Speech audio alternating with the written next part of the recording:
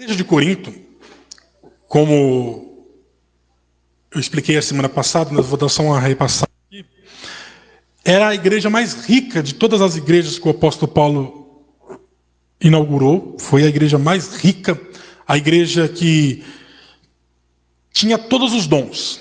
Os 9 dons tinha ali naquela igreja. Uma igreja que as pessoas serviam a Deus, eram cheias mesmo de Deus. E lá tinha dom de profecia, lá tinha dom de línguas, lá tinha dom de cura. Era uma igreja que deveria ser o exemplo para as outras igrejas. Era uma igreja que estava numa cidade muito rica. Porém, a cidade de Corinto era uma cidade que cultuava a deusa Diana. Tinha um templo ali da deusa Diana, então era a deusa do amor.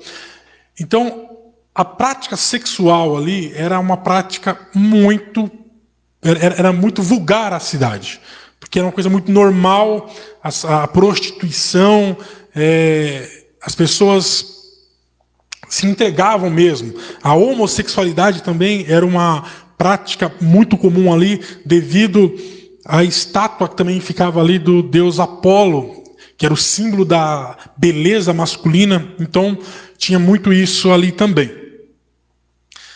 E as pessoas se converteram a Cristo naquela cidade e trouxeram vários costumes que eles faziam antes, eles trouxeram para dentro da igreja.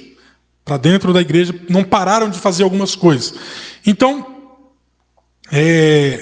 alguns irmãos foi ter com Paulo lá na cidade de Éfeso, foi falar com ele e levou para ele a situação da igreja, que a igreja, apesar de ser uma igreja rica, apesar de ser uma igreja que tinha muitos dons, era uma igreja muito problemática, uma igreja que tinha muitos pecados ali.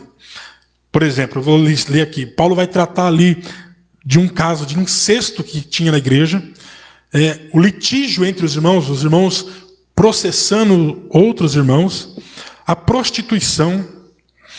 Paulo vai tratar acerca do divórcio, vai tratar acerca das coisas do novo casamento, sobre a liberdade cristã, vai falar sobre o uso do véu, sobre a participação das mulheres no culto, vai falar sobre a Santa Ceia, como que devia tomar a Santa Ceia, quem podia tomar a Santa Ceia, como que deveria ser feito, vai falar sobre o dom de línguas, o dom da profecia e, por último, a ressurreição dos mortos.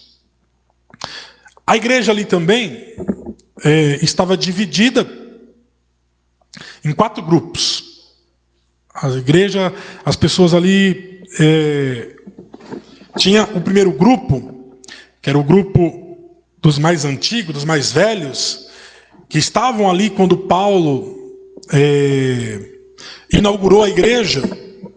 Então, esse pequeno grupo dizia assim, não, nós ouvimos a palavra de Paulo, nós gostamos de ver Paulo pregar, nós seguimos a palavra de Paulo. E o segundo grupo era o grupo dos mais jovens. E eles diziam assim, não, nós não gostamos de Paulo, a gente gosta do Apolo, que era um grande pregador que tinha também ali, que pregava com muita inteligência, muita sabedoria, mas a pregação dele era uma pregação mais intelectual. Nós gostamos de Apolo. O terceiro grupo dizia assim, não, nós não gostamos nem de Paulo nem de Apolo, nós gostamos da pregação de Pedro, do apóstolo Pedro, que está lá em Jerusalém, porque ele ensina para a gente as coisas judaicas, os costumes dos judeus, e tudo que a gente tem que fazer, como circuncisão, se tem que ser circuncidado, se tem que guardar o sábado, se pode trabalhar no sábado ou não, o que se pode comer ou não. Ele ensina essas coisas para a gente. Então nós gostamos da pregação de Pedro. E tinha um quarto grupo que dizia assim, não, nós não servimos, nós não obedecemos a homens nenhum. Nem Paulo, nem Apolo, nem Pedro. Nosso pastor é Jesus Cristo. Nós ouvimos só o que ele nos manda dizer. O que ele nos manda, a gente obedece. Agora, que homem manda, a gente não faz, não. Então, criou ali uma divisão dentro da igreja.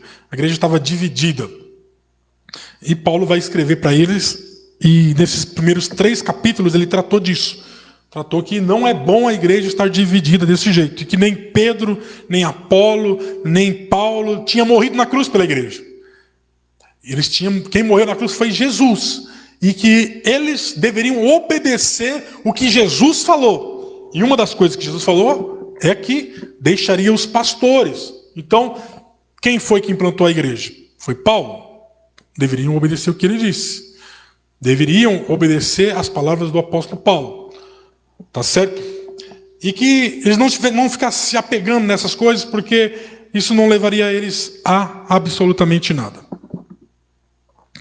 Vamos lá. Aí vamos entrar no capítulo 4 agora.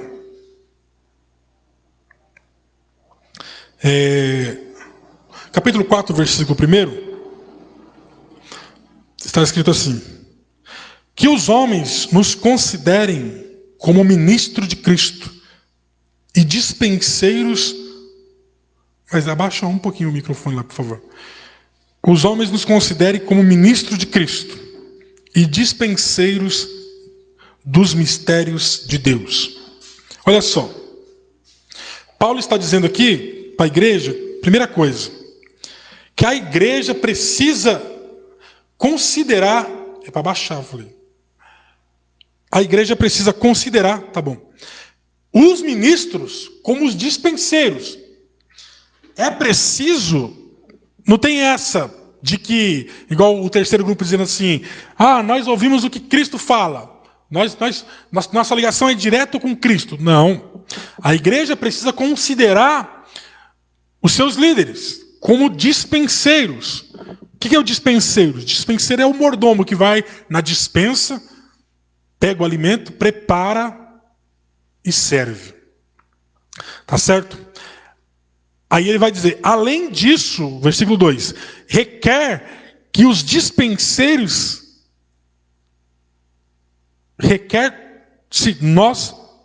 além disso, requer-se nos dispenseiros que cada um se ache fiel. Então, é uma via de mão dupla. Primeira coisa, a igreja precisa confiar nos seus líderes. E precisa considerar os seus líderes como aqueles que vão servir o alimento para a sua alma. Por outro lado, os dispenseiros precisam ser fiel. Eles precisam pregar a palavra de Deus. Eles precisam pregar o que está dentro da Bíblia e só o que está dentro da Bíblia.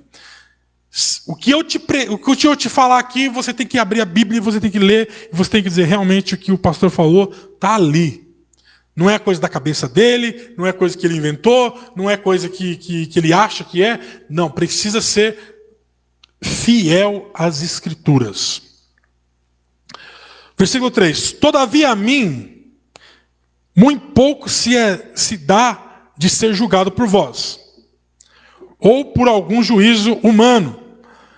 Nem eu tampouco a mim mesmo me julgo, porque em nada me sinto culpado, mas nem por isso me considero justificado.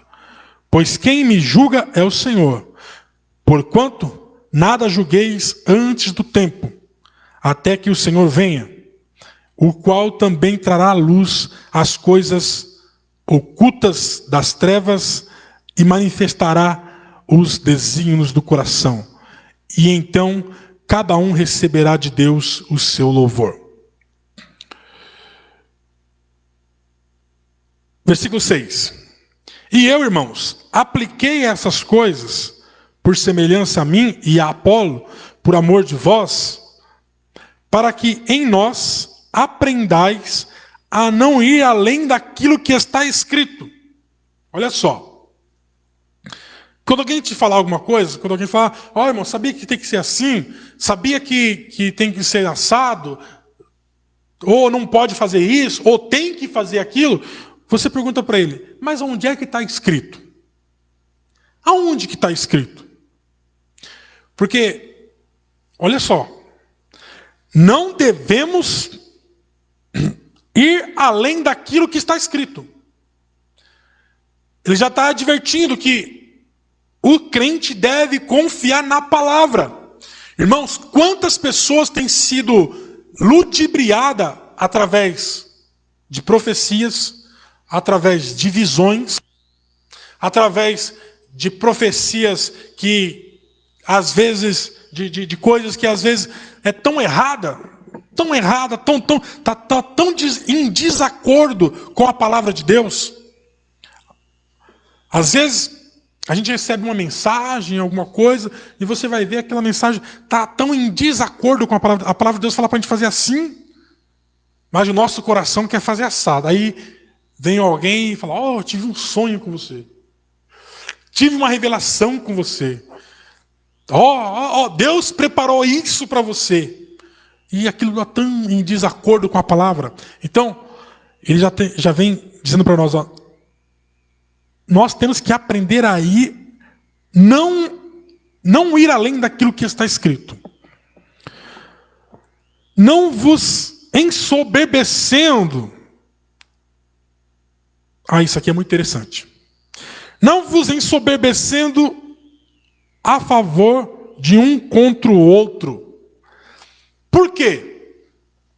Porque tinha lá na igreja muitos profetas. Isso aqui acontece muito. Muito.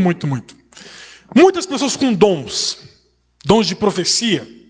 E aí um levantava e falava: Deus falou comigo. Que é assim. A igreja tem que fazer isso. Ou o irmão tem que se converter, ou o irmão tem que deixar de fazer tal coisa, porque é assim. E aí o outro ficava soberbo também, porque ele também tinha o dom da profecia, levantava e profetizava. Mas Deus também falou comigo, que é assim, assado. E as profecias um contra o outro, profetizando um contra o outro, ensoberbecendo o coração. Cada um querendo ser mais que o outro. Então você veja bem, uma igreja que tinha todos os dons, uma igreja que era pessoas usadas por Deus, mas tinha o que neles ali? Uma imaturidade espiritual. Eles não sabiam usar os dons de Deus. E usavam os dons de Deus para proveito próprio, para se expor, para mostrar que era usado por Deus.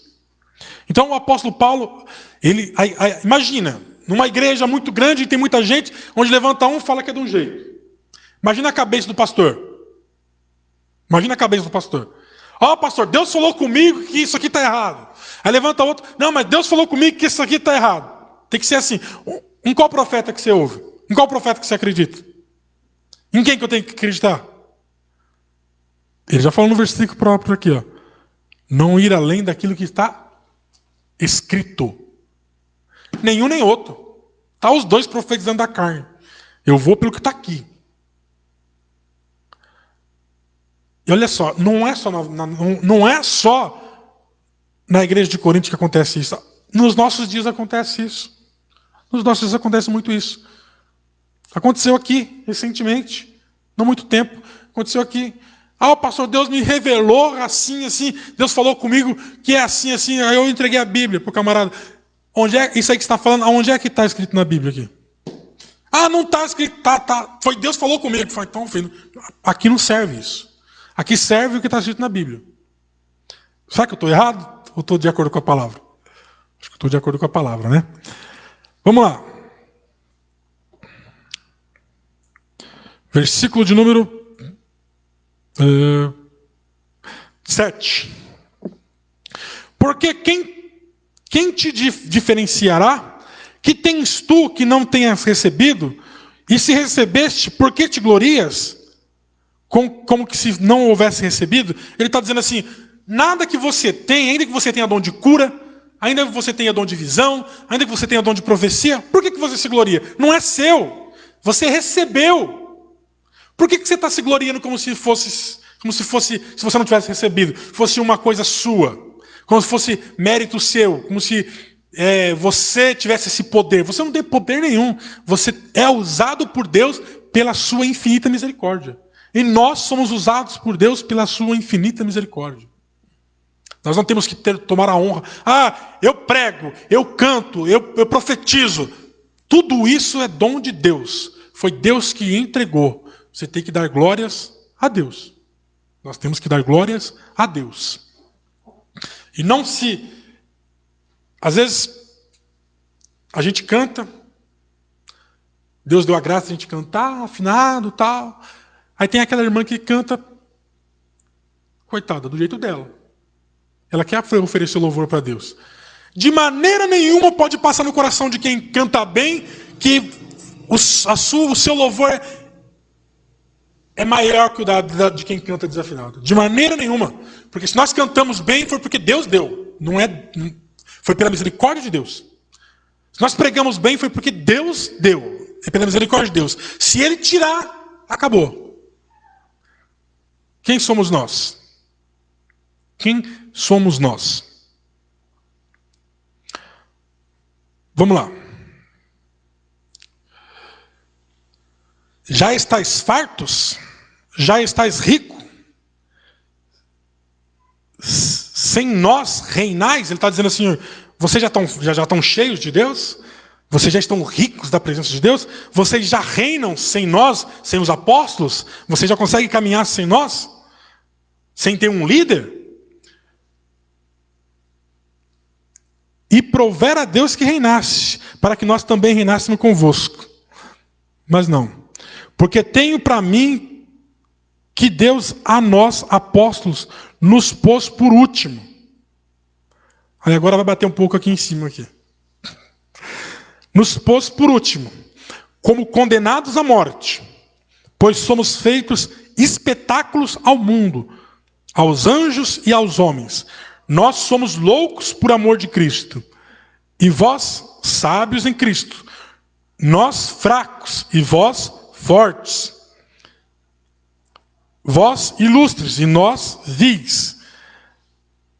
Até esta presente hora sofremos fome e sede, e estamos nu, e recebemos bofetadas, e não temos pousada certa, e nos afadigamos trabalhando com nossas próprias mãos, somos injuriados e bendizemos, somos perseguidos e sofremos, somos blasfemados e rogamos, até o presente temos chegado a ser como o lixo desse mundo e como a escória de todos.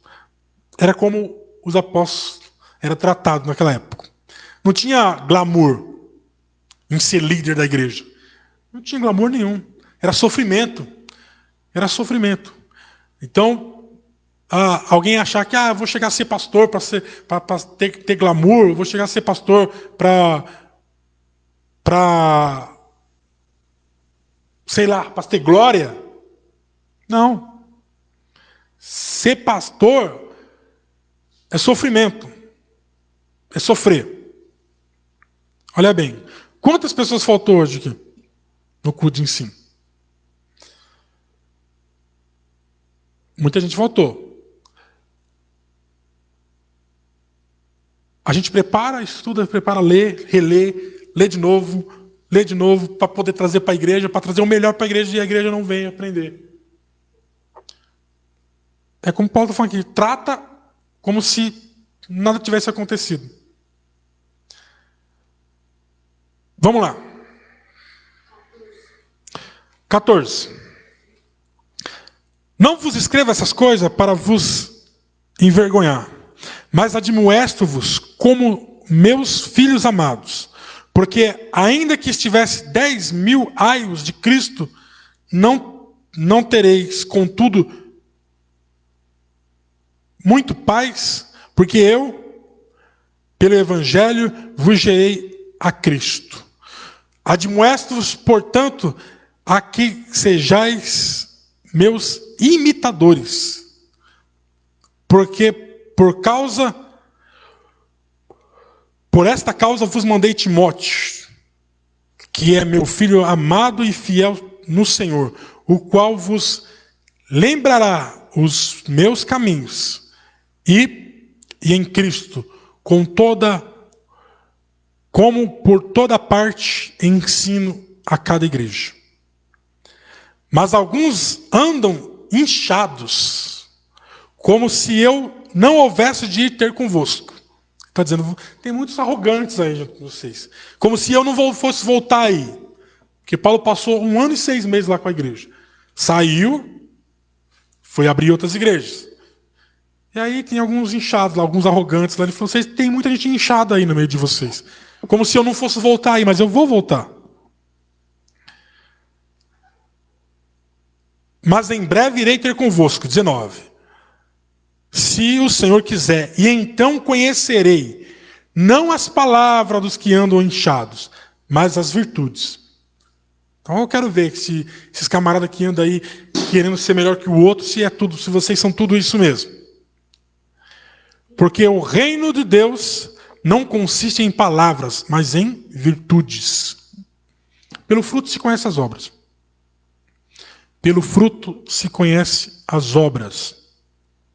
Nós não podemos errar. Não existe crente de uma igreja, não existe crente de uma pessoa só. Uma igreja de uma pessoa só. Não existe. Todos nós, a gente sabe se eu sou um bom cristão, se eu consigo ter comunhão com os demais, com as pessoas. Se eu consigo viver com as pessoas. Se eu consigo ter comunhão aqui com o corpo de Cristo. Então, a pessoa fala que tem poder de Deus, fala que é... Olha só o que Paulo está falando. Não adianta falar que é usado. Eu vou aí ter convosco e vou ver. Eu não quero ver apenas as palavras, eu quero ver as obras. Eu quero ver as virtudes. Não adianta falar que Deus falou comigo. Não adianta falar que é usado por Deus. Eu quero ver a sua virtude. Quero ver a sua virtude quando precisar ajudar o próximo. Quero ver a sua virtude em ter comunhão com a igreja. Quarta-feira tem culto. Quarta-manhã, né? Culto com as irmãs. Domingo tem culto. Quinta-feira tem culto. Hoje tinha culto. Tem culto. Está tendo culto. É essa virtude que o apóstolo Paulo quer ver. A comunhão no corpo. Se nós cortar um dedo e arrancar fora, o que acontece? Com o dedo que arrancou. Vai apodrecer, vai morrer. E não adianta, eu não sou o corpo de Cristo. Eu sou um membro do corpo de Cristo. E se eu sair daqui de vocês, vocês são o corpo de Cristo junto comigo. Se eu se afastar de vocês, quem vai morrer sou eu. Eu posso não mostrar. Eu posso ser um bom artista e fingir que está tudo bem, mas a minha vida espiritual está morta. Ou a palavra de Deus é mentirosa. Porque nós vamos ver daqui a pouco, talvez não hoje, que acho que não vai chegar lá, ele falando, olha, vocês são o corpo de Cristo. Se vocês sair, morrem. A comunhão, precisamos estar em comunhão. Aí ele vai perguntar, que quereis? Irei ter convosco com vara ou com amor e espírito de mansidão? Porque estava feio o negócio ali. Vamos ver o capítulo 5. Agora ele vai começar a entrar no assunto mais profundo aqui. Geralmente se ouve que há entre vós fornicação, tal, que nem ainda entre os gentios, nem ainda as pessoas que não é crente,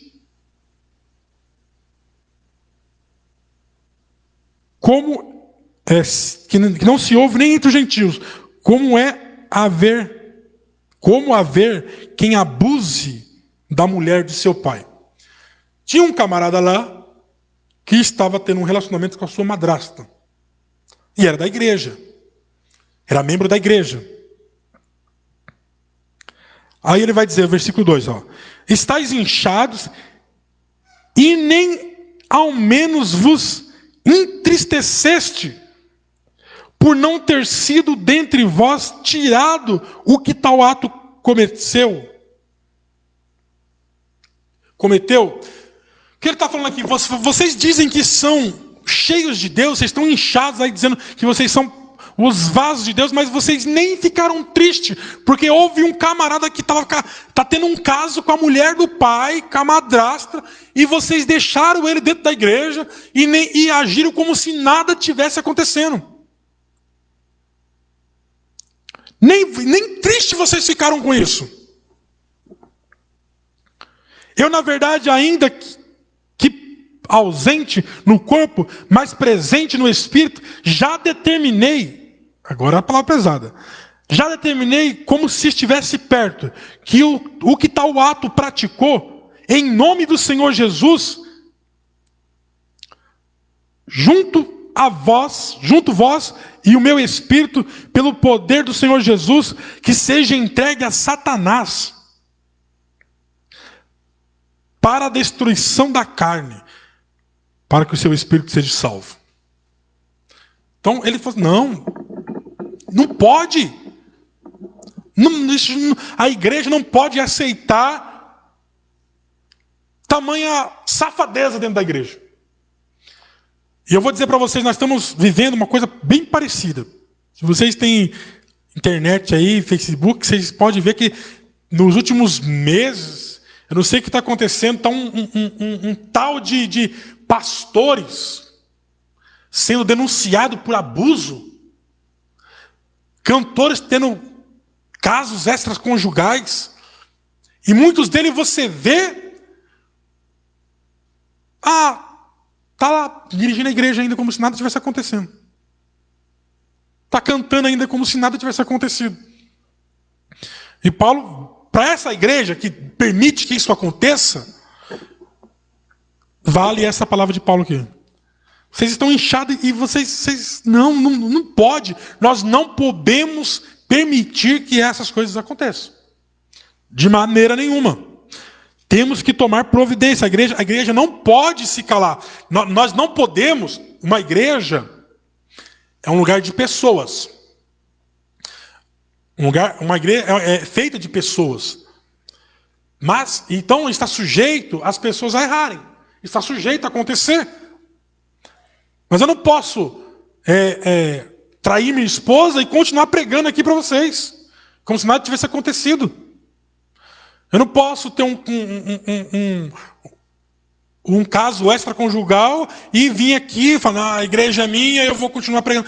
Não pode, vocês não podem aceitar. Se caso acontecer um negócio desse, vocês têm que ir embora. Me abandona aqui e vai embora. Não tenho mais nada. Eu tenho que largar aqui, levanta um de vocês, vem aqui pregar, que eu vou sentar aí e eu tenho que aprender. É isso que a Bíblia está falando. Não pode, porque se é alguém lá de fora, porque o mundo adora nos apontar, olhar e falar assim, você vai naquela igreja lá que o pastor fica com uma com outra? Não, realmente aconteceu. Quem era nosso pastor, realmente, ele caiu, mas ele não é mais pastor.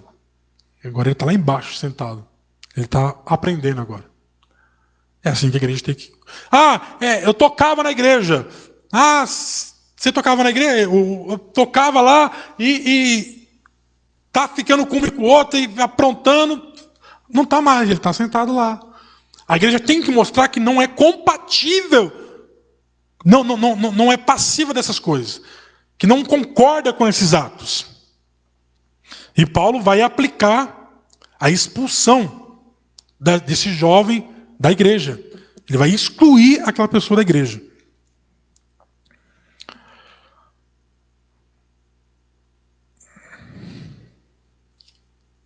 Aí ele vai dizer, versículo 6. Não é boa a vossa jactância. O que é isso?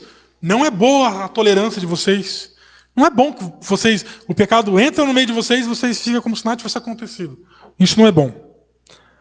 Ou não sabeis que um pouco de fermento faz levedar toda a massa?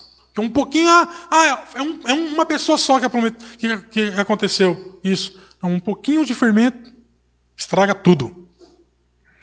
Limpai-vos, pois, do velho fermento, para que sejais uma nova massa. Assim, como estáis sem fermento, porque Cristo, nossa Páscoa, foi sacrificado por nós, pelo que façamos festas, não com fermento velho, mas com o fermento da maldade. Nem com o fermento da maldade e da malícia, mas com os pães asmos aos pães sem fermento, da sinceridade. Por que a Bíblia usa o fermento como exemplo de pecado. Que o fermento, ele engana. E o pão asmo. Quem já comeu pão sírio? Já comeu beirute? Beirute tem de pão sírio, que é um pão que parece uma folha, assim. Não tem fermento, ele não cresce. É duro. Rasgar ele assim. Mas ali, ele é aquilo ali. Ele está falando, eu sou sincero. É isso aqui que eu sou fininho desse jeito. Colocou fermento, ele incha. Ele engana. É uma massa desse tamanho, colocou fermento, ela cresceu. Ele está enganando. Vamos lá. Versículo 9. 9. Já por carta vos escrevi que não vos associei com os que se prostituem. Olha só o que acontecia dentro da igreja. O que se prostitui aqui não quer dizer prostituição aqui, prostituir, não é vender o corpo. Prostituir já expliquei para a igreja, do grego porneia. A palavra porneia, que quer dizer ato sexual fora do casamento. Todo ato sexual fora do casamento é o pecado de porneia, a palavra grega porneia, que foi traduzido para prostituição no português. Então ele vai dizer, eu já falei para vocês, já vos escrevi, que não é para vocês terem contato com quem está praticando esses atos. Aí ele vai dizer aqui, ó. E isso não quer dizer absolutamente com os devassos desse mundo. Ele está falando, eu não estou falando para vocês não ter contato com as pessoas do mundo. Ou com os avarentos, ou com os roubadores, ou com os idólatras. Porque então vos seria necessário sair do mundo. Ele está falando, eu não estou falando para vocês não fazer sociedade, ou não andar com pessoas, não falar com pessoas do mundo que tem as suas vidas de pecado, que tem as suas vidas... Não é isso que eu estou falando. Mas agora vos escrevi que não vos associeis, versículo 11, com aqueles que se dizem irmãos, for devasso, avarento, idólatra, maldizente, beberrão, roubador, com o tal nem ainda comeis. Forte a palavra, né? Não é nem para comer, não é nem para você levar na sua casa para comer. Um crente, ele está falando de crente. Crente que for. Olha lá, vos escrevi que não vos associeis com aquele que se diz irmão. É irmão da igreja. É irmão da igreja, mas é devasso. Não pode ver um rabo de saia. Diz que é irmão da igreja, mas não pode ver a mulher. Ou, tem irmã também que é assim, não pode ver um homem. Avarento. Só ele quer se dar bem em tudo, quer levar lucro em tudo. Tem os olhos grandes nas coisas dos outros. Idólatra. Nossa, idolatra, coloca as coisas tudo acima de Deus. Talvez avarento, idólatra é meio difícil da gente ver, mas esse aqui a gente vê bastante. Ó. Maldizente. O que é um maldizente? É aquele crente que toda hora está falando mal dos outros. Ou está reclamando da vida. Nada para ele está bom. Está reclamando reclama do marido, reclama do filho, reclama da vida, reclama do sol, reclama do calor. Ele toda hora tem uma palavra de maldição para falar. Reclama da chuva, reclama que não chove, reclama da igreja, reclama do pastor, reclama do som, reclama de tudo. Maldizente. Não deve nem precisar sentar para comer com essa pessoa. Você aceita isso? Você pode aceitar de uma pessoa que não é crente. Agora, é que irmão de igreja? E é assim. É o dia inteiro nos gritos, nos berros. Não senta nem para comer com esse. Ou beberrão. Tem crente que gosta de um gosta de uma cervejinha, gosta do negócio. Ou roubador. Não é possível que tem crente roubando os outros. Né? Mas devia ter. Tem, né, irmã? Uma vez assim, como tem? Como tais, nem ainda comeis. Não é para nem falar com ele. Aí fala assim, você está julgando Cadê o amor? O amor consiste em falar a verdade. Você chega uma vez na pessoa e fala, irmão, toda vez que eu encontro com você, você tem uma palavra negativa para falar, tá reclamando, não tá bem da vida, tá para baixo. Não é assim não, você é crente, você não pode... Aí fala uma vez, fala duas vezes. A pessoa não muda, porque tem pessoa que não muda. Se afasta. Porque a raiz de amargura que está naquela pessoa nos contamina. Já conversou com gente que você vai conversar com ele, você sai de perto dele, parece que você sai carregado. Fala, nossa, tanto problema, já tinha os meus, agora eu vi mais problema ainda.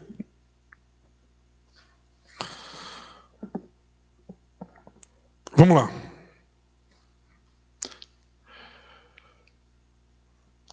Porque que tenho eu de julgar também os que estão de fora?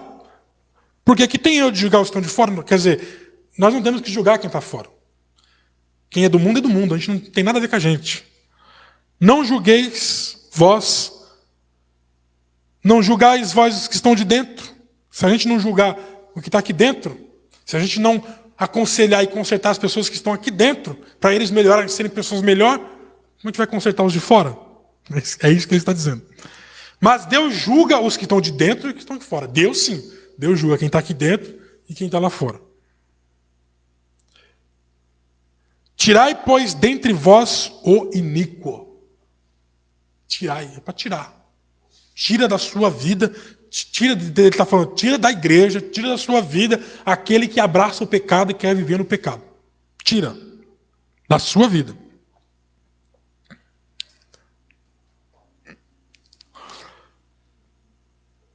Vamos lá. Vou ler só mais um pouquinho, tá, irmãos? Daqui a pouco eu encerro. Vamos até o capítulo 6. Agora essa aqui também tem bastante, hein? Ousa algum de vós, tendo algum negócio contra o outro, ir em juízo perante o injusto e não perante os santos. Irmão da igreja brigava e ia lá, colocava o irmão no pau. Processava o irmão. Não sabeis vós que os santos hão de julgar o mundo? Ora, se o mundo deve ser julgado por nós, sois porventura indigno de julgar as coisas mínimas? Não sabeis vós que havemos de julgar os anjos, quanto mais as coisas pertencentes a esta vida? Então, se estiverdes negócios em juízo, pertencente a esta vida, pondes na cadeira aos que são de menos estima na igreja, envergonhando os irmãos, processando os irmãos. Para vos envergonhar, o digo, não há, pois, entre vós um sábio, nenhum que possa julgar entre os irmãos. Que ele estava dizendo, se tem um problema, não tem nenhum aí, um irmão da igreja que possa mediar esse conflito, tem que levar para às vezes o juiz é macumbeiro, às vezes o juiz é feiticeiro, às vezes é um pior que tem e vai julgar você que é crente. Sendo que a Bíblia diz que você vai julgar o mundo. Aí você leva um problema seu para um juiz julgar.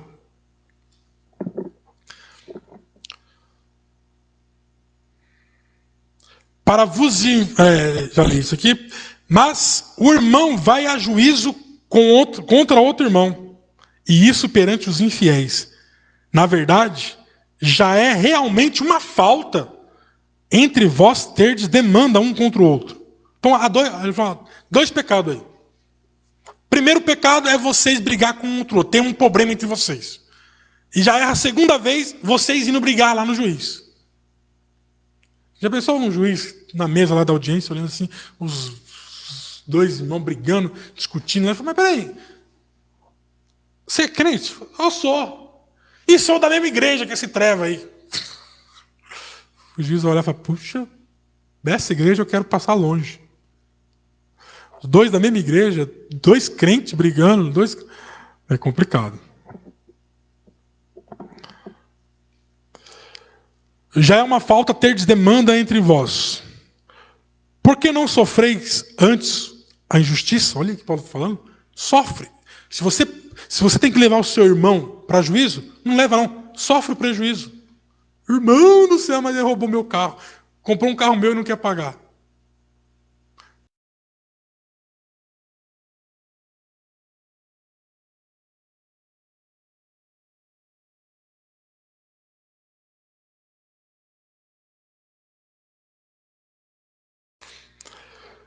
Mas está a Bíblia aqui, irmão, eu tenho que falar.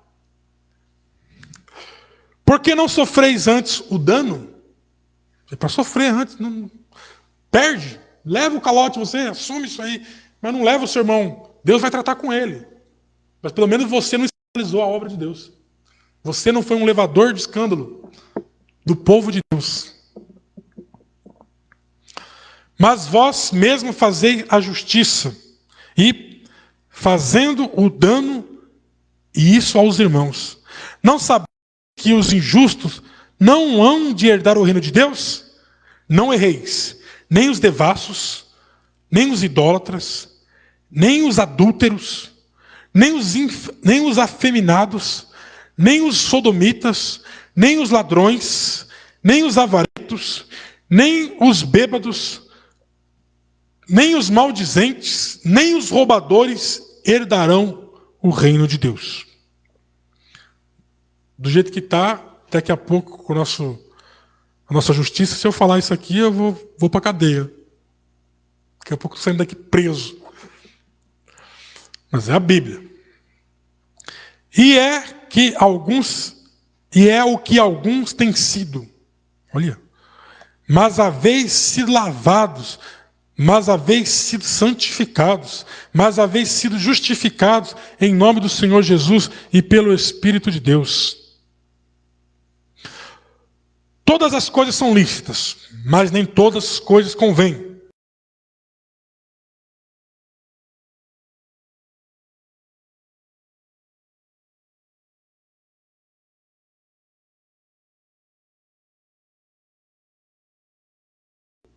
Mas o corpo não é para a prostituição. Aí vai falar agora de novo sobre prostituição. Lembrando que não é vender o corpo, tá?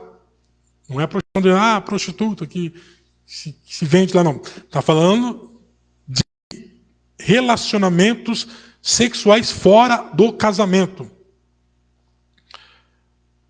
Se não para o Senhor. O corpo... Há quem fala assim, Deus só quer o coração. Opa. Acho que não é bem assim não, hein? Olha aqui. Porque o corpo não é para prostituição, senão para o Senhor. O nosso corpo é de Deus. Nosso corpo tem que adorar a Deus. E o Senhor para o corpo. Ora, Deus, que também ressuscitou o Senhor Jesus, nos ressuscitará a nós pelo seu poder. Não sabeis vós que o vosso corpo são membros de Cristo? Tomarei, pois, os membros de Cristo e faloei membros com uma meretriz? Não por certo. Por quê? Eu expliquei, lá tinha o templo de Atenas. Ela era a deusa do amor. Nesse templo, era um templo gigantesco. Vivia ali quase 10 mil sacerdotisas, que ofereciam sacrifícios para ela. E essas sacerdotisas, elas eram prostitutas.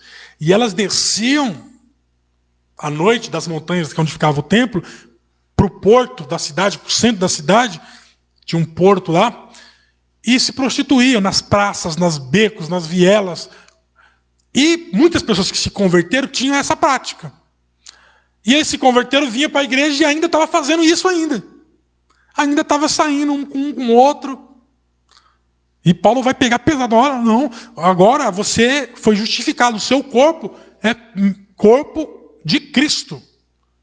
Agora vocês não podem mais, não é para ser mais assim não. Quando você pega o seu corpo, você está fazendo corpo com outra pessoa. E o corpo de Cristo deve ser preservado. Por certo não. Ou não sabeis que o que se ajunta com uma meretriz faz um corpo com ela? Porque serão, pois, uma só carne. Mas o que se ajunta com o Senhor é um mesmo espírito. Fugir da prostituição. Todo pecado que o homem comete é fora do corpo, mas o que se prostitui peca contra o seu próprio corpo. Ou não sabeis que o vosso corpo é templo do Espírito Santo, e que habita em vós, proveniente de Deus, e que não sois de vós mesmo, porque foste comprado por bom preço. Glorificai, pois, a Deus no vosso corpo e no vosso espírito, os quais pertencem a Deus. Amém?